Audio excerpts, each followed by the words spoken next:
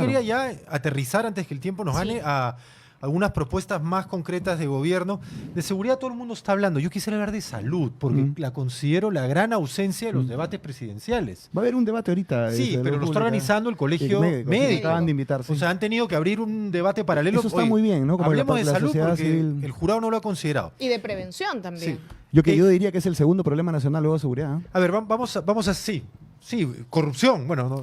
Seguridad, Bueno, corrupción, salud. lo que pasa es que corrupción es transversal prácticamente. Absolutamente, Está en salud, pero no deja de ser un problema nacional. De acuerdo. Ahora, vamos a plantearte algunas preguntas quizás puntuales. En el caso salud, ¿va a fusionar el salud con el MINSA? No. ¿Por qué no? No, porque consideramos que hay una forma de hacerlo realmente eficiente y hay que ir a la mirada de una fusión, en efecto sí, pero en el plazo del tiempo, mientras evidentemente mejoramos los estándares y damos presupuesto al MINSA y obviamente hacemos una buena gobernanza en el salud. Lo que hay que hacer urgentemente con el salud es librarlo de la intervención política y la corrupción que tiene hoy día. Eso es algo fundamental. Estamos en un diálogo con técnicos distintos alrededor del asunto. Hay un zafarrancho sindical también, ¿ah? Evidentemente, como en varios lugares, ¿no? Definitivamente hay que poner orden. Y mira, durante la gestión, bajo estos mismos estándares, pero gobernados adecuadamente, el APRA construyó 24 hospitales o 26 hospitales en salud, por ejemplo, ¿no? Y luego no han podido construir ni siquiera un solo hospital. Creo que, digamos, eso es importante. El tema de las citas, estamos promoviendo el hecho que puedan haber más horarios de atención para descongestionar actualmente lo que se viene. Hay gente que espera más horarios de atención si no hay más especialistas? El problema es que si hay especialistas. Si tú vas en la tarde, por ejemplo, casi prácticamente no hay programación de citas. Claro que sí. Lo acabo de no en la misma cantidad que existen en la mañana. ¿A qué especialistas se refiere? Por ejemplo, ¿especialistas en psiquiatría? ¿Especialistas no, obviamente, en y temas de para eso necesitamos también incrementar el presupuesto para contratar más especialistas. Entonces, hay una deuda grande que tiene. El principal deudor de salud, por cierto, es el Estado.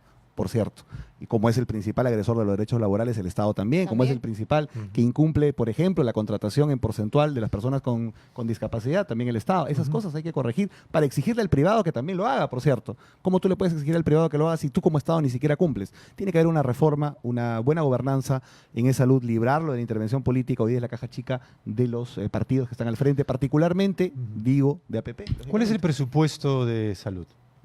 Actualmente, no recuerdo exactamente la cifra del presupuesto de salud. Es un diagnóstico fundamental que usted debería de saber. De acuerdo. ¿Cuánto pretende destinarle a salud? ¿Tiene eso en su plan de gobierno? Yo creo que lo que sí tenemos es que tenemos que incrementar el presupuesto del sector salud, que definitivamente, por ejemplo, parte del hecho del primer nivel de atención primaria, que hoy día se destina aproximadamente el 8 o el 9% dentro del presupuesto de salud. Por lo menos necesitamos hacer un shock de inversiones y duplicar la apuesta por el primer nivel de atención primaria, que es lo fundamental. ¿Vamos a construir 30, 40 hospitales? Sí. ¿Cómo? Nosotros hicimos 42 en el... No, pero ¿cómo? Ahora, esa era otra época. Esa era otra época con un crecimiento diferente. Ahora, ¿cómo lo va a hacer con tantos problemas sobre la marcha? Hoy día nosotros construimos 42 hospitales con 80.000 millones de soles de presupuesto. Hoy ya tenemos 250.000. El problema no es la plata, el problema es que se están gastando la plata en gollerías, en que el Parlamento tenga no 350 millones de presupuesto, sino 1.400 millones de presupuesto. Vamos a reducir el presupuesto del Parlamento a la mitad, vamos a orientar los recursos definitivamente al tema de salud, educación y seguridad. Hay plata. Usted nos dice que con ese presupuesto solamente para construir, o es el presupuesto total de salud. El presupuesto definitivamente que tenemos en el Estado hoy día es de 250.000 millones. En el 2011, que nosotros construimos 42 hospitales, era de menos de 100.000 millones. Pero eso era hace tiempo, ya estamos en 2026. Pero ha crecido 2.5 el presupuesto. ¿Cómo puede faltar plata? Porque finalmente las cosas, incluso el sueldo que era el mínimo en esa época, ya no es el mismo que es ahora porque ya no alcanza. Los costos han... el costo de construir... El costo de construir un hospital no ha aumentado 2.5. No, por supuesto, hay plata. Y las medicinas y todo lo que depende, no se puede destinar solamente ese presupuesto. Lo que quiero decir es que no se puede destinar todo ese presupuesto solo a construir. Entonces, por eso le digo, ¿cuánto de ese presupuesto ustedes sí proyectarían para poder construir en un escenario realista como el que tenemos? Nosotros tenemos, por ejemplo, solamente en el tema del Seguro Social tenemos en cartera aproximadamente 14 hospitales que no se hacen y se podrían hacer rápidamente, evidentemente. Pero esta vez sin visos de corrupción, por favor. ¿Ah? ¿Cuándo hubo corrupción en el tema de los hospitales? ¿Caso hospitales Fortunato Canán, Cohecho? ¿Qué hospital construyó Canán? Pero ¿Qué hospital construyó Canán? El caso... ¿Pero cuántos hospitales construyó? Entonces ese es el gran problema. Pues. ¿No se construyeron por qué? Se construyeron 42 hospitales en el gobierno de Lapra. ¿Te acuerdas el caso Fortunato? ¿Te acuerdas el caso Fortunato Canaro? Pero se construyeron 42 hospitales en el gobierno de Lapra, ¿sí o no? Y tú me sacas una cosa. Tienes la certeza, porque ese dato parece tenerlo claro, pero no tienes claro el presupuesto de salud. Bueno, hay que revisarlo, ¿no? Definitivamente. Dame el nombre de 15 de esos 42 hospitales que señalas. Sí. Bueno, 2 en Lambayeque. ¿Cuáles son? Por ejemplo, uno en Olmos, uno en José Leonardo Ortiz, aquí uno en Huaycán, aquí uno en San Juan. Yo también te puedo enumerar un montón de distritos. Bueno, ya. ¿Estás seguro? Entonces voy a revisar mis declaraciones concretamente sobre eso. Ya. Pero definitivamente... Pero no me has dado el nombre de ninguno, Enrique. ¿De ninguno de qué? De los hospitales. Me has dicho, ahí hay uno y ahí hay otro. ¿Cómo se llaman? ¿Te sabes son hospitales que se tienen que hacer. No, pero los 42 que se hicieron en el gobierno aprista, que me señalas. Bueno, está, por ejemplo, el Barton. Está, por ejemplo... En el Callao.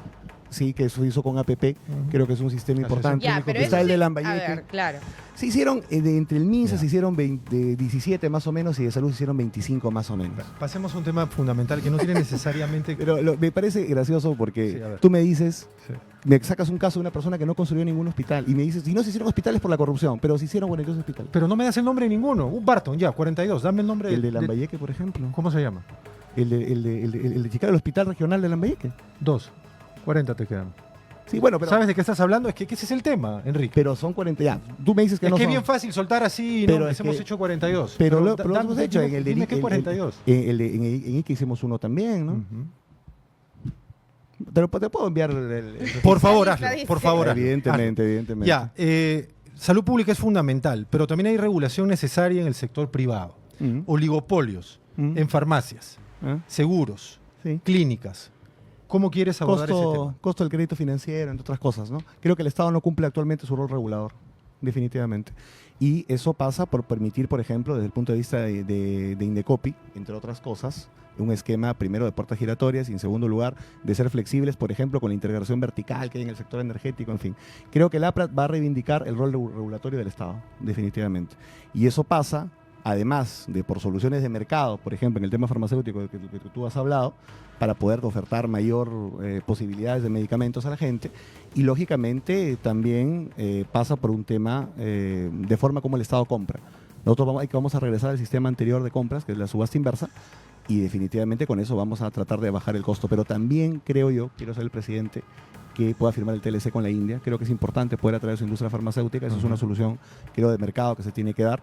Y evidentemente para cosas bastante sensibles, que tienen que ser materia de análisis, podríamos evaluar algunos aspectos regulatorios también, ¿no? Sí. Concretos. Ahora, usted ha dicho que va a crear 3.5 millones de empleo. ¿Cómo lo va a hacer?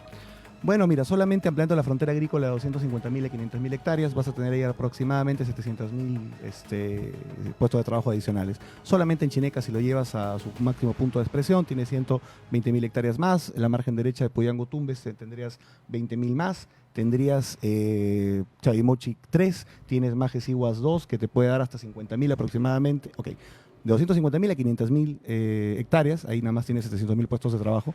Necesitamos hacer viable la gran minería moderna y hay 60.000 millones de dólares en proyectos paralizados. ¿Cómo los haces viables? Hay dos cosas. Las ampliaciones, que la tercera parte es inversión aproximadamente, shock desburocratizador, y la inversión nueva, lo que estoy planteando aquí, una reconfiguración del canon comunal y asignación directa de dinero a la gente para hacer viables los proyectos mineros. Ahí tienes un empuje del PBI bastante grande. Otra cosa, recuperar los niveles turísticos de la prepandemia. Eso implica infraestructura, conectividad. Tenemos el aeropuerto de Andahuaylas, que está cerrado, creo que recién va a abrir el 31 de marzo. Tienes un aeropuerto... El de Jaén, que es una lágrima. Está cerrado un día sí y el otro también. Tienes, por ejemplo, el aeropuerto internacional de Cusco, que da el 30%, siendo Cusco, pues, prácticamente, digamos, el destino más importante en términos turísticos del Perú. Hace algunas décadas, y esto lo puede verificar cualquiera, hace algunas décadas habían vuelos muy seguidos internacionales a Iquitos, por ejemplo, que ha lamentablemente retrocedido en términos de turismo. Otra cosa adicional creo que es el potenciar definitivamente los esquemas pequeños de producción. Vamos a crear un sistema de garantías para que aplicación de crédito popular a 5 sectores concretos de la vida económica nacional. Productores del campo, MIPES, esquemas de viviendas populares, transportistas para el cambio de matriz energética, creo que es algo fundamental, y pescadores artesanales. Creo que eso es básico. Si me permites, una última consulta, yo con ello cierro, pero no quisiera dejar pasar la posibilidad de hablar de educación. También es otro tema... Sube el sueldo mínimo. ¿Qué pasa? Sube el sueldo mínimo, dice ahí. Bueno, eso se tiene que hacer bien pensado, ¿no? Si no, pues también generar inflación. Pero a lo que voy con educación es, ¿cómo podemos hacer, si me puedes dar un par de medidas concretas, para recuperar el nivel de la educación pública de la que hablaban nuestros abuelos? Porque no tenemos un referente inmediato de buena calidad en educación pública, salvo colegios mayores, y eso sí hay que darlo como... Estupendo, ¿no? Hay que darlo como reconocimiento a una buena gestión. Pero lamentablemente es una gota que se pierde en el mar. ¿Cómo impulsar la educación pública en el país? Primero tiene que haber un enfoque presupuestal. Tenemos que pasar de 5.1 a 7% en materia educativa. Necesitamos construir más colegios emblemáticos. Necesitamos entrar a un debate curricular. En el debate 5.1, perdón. A 7%. Del PBI. Pero es que ya está en la Constitución, 6%. ya está, dice 6%. No se cumple. No hay un solo presidente desde que ese artículo fue modificado en la Constitución que haya cumplido con ese 6%. ¿Y por qué no podemos cumplir nosotros? Nosotros hicimos la carrera pública magisterial, en fin, con incremento de sueldos. Toledo, cuando llegó al gobierno, creo que prometió incluso duplicar el sueldo de los maestros, al final cumplió, no pasó nada. Creo que hay que reducir el gasto del Estado en algunas cosas y apostar por educación, salud y, evidentemente, seguridad. ¿Qué vamos a hacer con eso? Lógicamente, también hay que entrar a un debate curricular. No se enseña educación cívica, no se enseña cuestiones productivas. Mi abuelo me contaba cuando vivía que él iba en la mañana al colegio y en la tarde recibía una suerte de educación técnica que le permitía, o a la gente que salía del colegio, ser productiva. Y hay otro tema grave que quiero decir, que nadie lo dice, es que hoy día cientos de miles de jóvenes ni siquiera terminan quinto medio. Estamos frente al gran problema de que los egresados de las universidades no consiguen un primer empleo, pero no lo vemos que hay gente que ni siquiera tiene certificación de haber terminado el quinto de secundaria, perdón. Y yo creo que eso es algo importante también, hay que recuperar a estos jóvenes. Necesariamente necesitamos ir también a un programa agresivo de construcción de tecnológicos donde no existan y evidentemente potenciarlos donde existan. Necesitamos devolverle el presupuesto a Beca 18, que creo que es una cosa innoble lo que han hecho. Evidentemente potenciar los COAR, que les quieren quitar el presupuesto, los quieren debilitar. ¿Haría más COAR usted? Sí, lógicamente, por supuesto, claro que sí. Mira, es una cosa importante que el colegio, un gran colegio privado que cuesta mucho, sea el segundo mejor colegio del Perú y el primero sea el COAR de Chaclacayo, que es público. Lo que pasa es que también no tenemos que abandonar a esa gente que sale del quinto media, porque usualmente los abandonamos. ¿Y qué hace el 80% de los que salen de los COAR? Se van al extranjero. ¿Vuelven? No, el Estado invirtió para la mejor educación del país, pública. Y se quedan allá. Y se van. Yo creo que hay que darles un programa de becas como hizo China, como hizo India, para que vayan a cambio de volver a aportar al Estado 5 o 6 años. Eso se puede hacer sin ninguna duda. Como lo que ocurre en Beca 18, que lamentablemente, como bien usted recordaba, lo han recortado. Hay que potenciar eso. Eso es un grave error, ¿no? Fue una gran iniciativa en el gobierno del señor Ollanta-Humala, finalmente. Enrique, te agradecemos mucho el que hayas... hemos pasado ya. Sí, yo sé que tenías que hacer, pero te hemos quitado unos minutos más. Pero te agradecemos mucho el buen talante, el que hayas venido, el que nos hayas podido explicar algunos de los puntos fundamentales de tus propuestas de gobierno. Muchas gracias. Te deseamos mucha suerte. Muchas gracias, encantado. Esperamos tenerte por aquí nuevamente.